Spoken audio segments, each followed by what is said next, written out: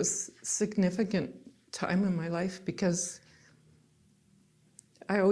when he was born, even though it was really hard being young, and back then it was really not accepted to be single and not with a partner and then have a child. When he was born, I felt like that saved my life.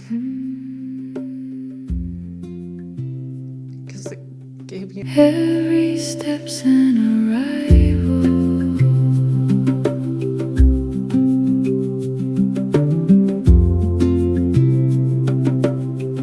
Every step's an arrival.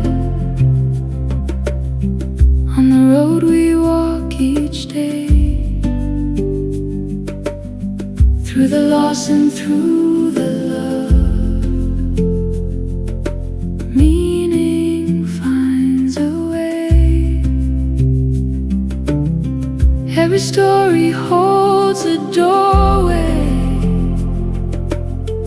Every road can lead us home. Oh, every step's an arrival. On the road we walk each day. Every step's an arrival. The home of meaning. Every step's an arrival. The home of meaning. Welcome back. If this is your first time around this neck of the woods, I am really glad you're here. This is a space where we explore the deep roots of the ideas that quietly shape our lives. You know, the ideas that shape how we understand ourselves, our relationships, and the meaning woven through our lives. Today, I want to share a meaningful reflection from my friend, Patti Boyd. Patti is a nurse, a counselor, and teacher who has spent decades caring for others, mentoring future healthcare professionals, and exploring the connections between spirituality and the human experience. Her story is deeply personal, and it shows how the challenges, losses, and joys of life can help shape not only a career, but also the way we make meaning, the ways we navigate relationships, and the ways we could live more fully as human beings. See, sometimes spirituality can feel way too abstract. You know, the kind of stuff you would debate in a philosophy class. But Patti's story gently moves us away from seeing spirituality, health, and all of this as ideas we simply think about. And she moves us towards a more lived experience. So I invite you to take a moment and experience how life and meaning intertwine by listening closely to what a fellow traveler on this highway we call life has experienced and learned. And you know what? Whenever you listen to these stories, you often discover something about your own story as well. And so because of that, I know there is something here for everyone.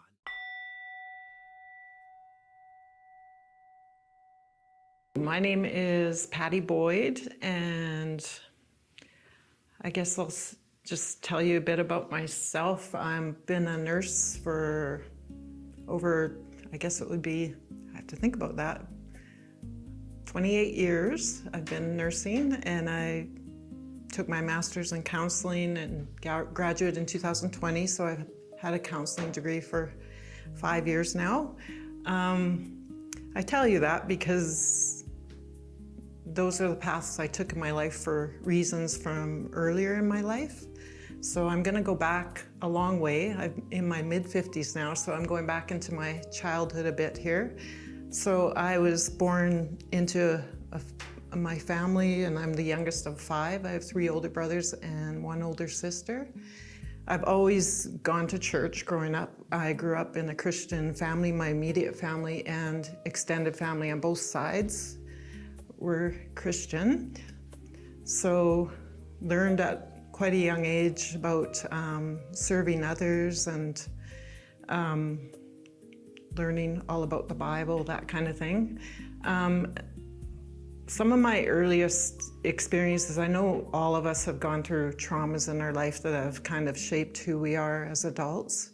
And some of my early experiences, maybe unfortunate or maybe not, when I look at my life now, I've had a lot of grief trauma early in my life, before in my childhood and in my teens. And probably my earliest memory starts when I lost my grandma. I was just 4 years old, and we were really close, and she lived with us, and she died from cancer when I was 4 years old. We were really close, like I say, and I think that kind of, I don't know, I was really young, and that was a lot to go through at that time. And then as life went on, another big loss I had at a young age is about 4 days before my 16th birthday, I lost my brother in a motorcycle accident.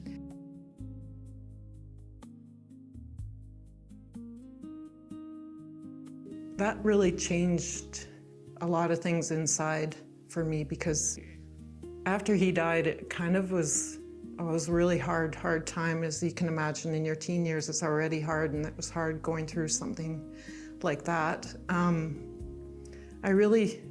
I had learned about God growing up and believed in heaven and had asked God in my heart and felt like I was gonna go to heaven one day. But I also still had that fear of dying, because of who doesn't have that fear, I guess, when you're young. But after my brother died, it was kind of like something switched inside me. I no longer had that fear. In fact, I probably went through a really low time for a couple of years there after he died, because I had this really weird feeling that it should have been me and not him, because I thought it would have been easier for everybody if it had been me and not him. And probably the biggest lesson I learned from that as I got older is that I probably felt that way because it would have been easier if it was me and not him, because it was a lot to go through losing him.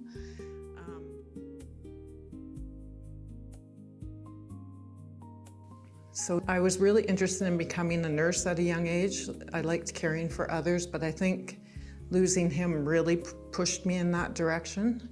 But I had a few other little things that went on along the way, and not just grief either.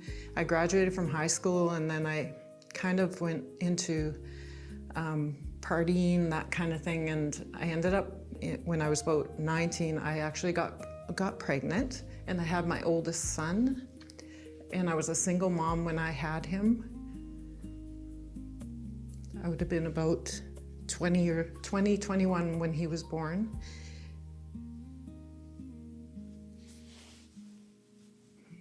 It was a significant time in my life, because when he was born, even though it was really hard being young, and back then it was really not accepted to be single and not with a partner and then have a child. When he was born, I felt like that saved my life, because it gave me I realized when he was born, I had someone that needed me, and it just changed my whole outlook on life. It was like, it wasn't about me anymore, it was about this child that was gifted to me.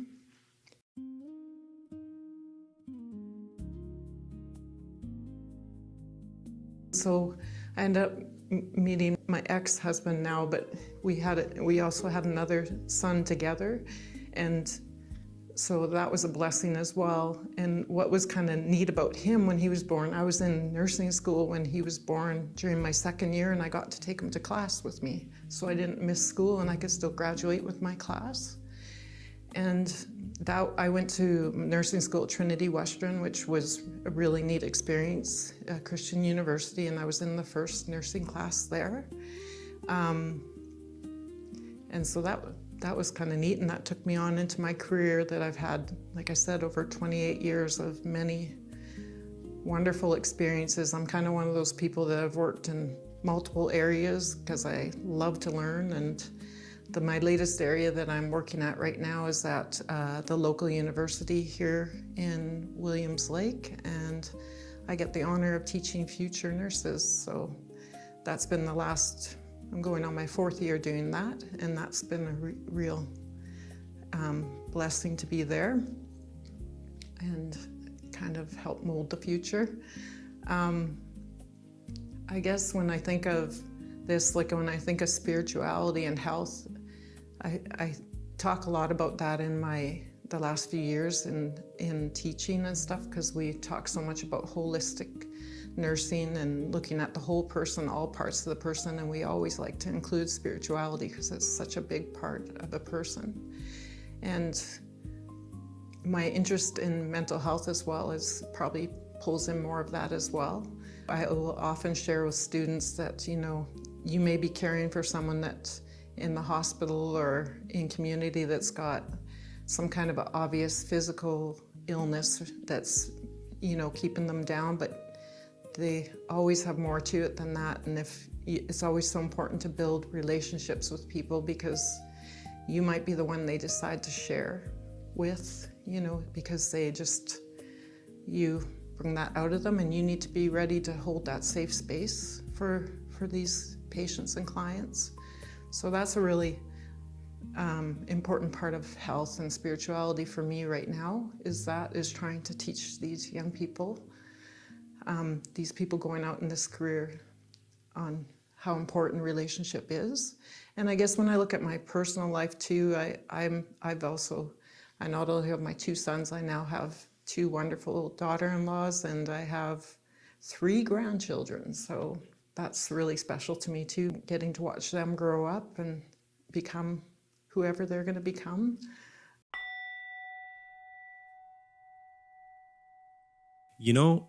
Stories like this remind us that spirituality is not only something we talk about in theory. It is something we live. It is something we live through loss, responsibility, relationships, and through the quiet decisions that shape the direction of our lives over time. Every step is an arrival. And everything that happens in life contributes in one way or another to the meaning we're learning to live.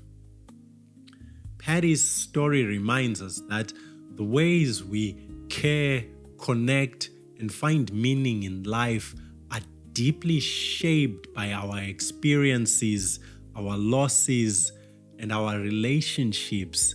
And that spirituality and human connection are inseparable. I guess the invitation in this story is simply this: to pay attention to the ways ordinary human experiences quietly become places where meaning takes root. And this is precisely why I share these stories. Because sometimes simply listening to what a fellow traveler on this highway we call life has seen, experienced, and learned helps us recognize patterns in our own story that we might otherwise miss. If Patti's reflection stirred something in you, there is a slightly longer version of this conversation available on Patreon. You will find the link to that in the description below. And as always, thank you for being here and for being part of this ongoing conversation about what it means to live with awareness, connection, and meaning. Every step's an arrival on the road we walk.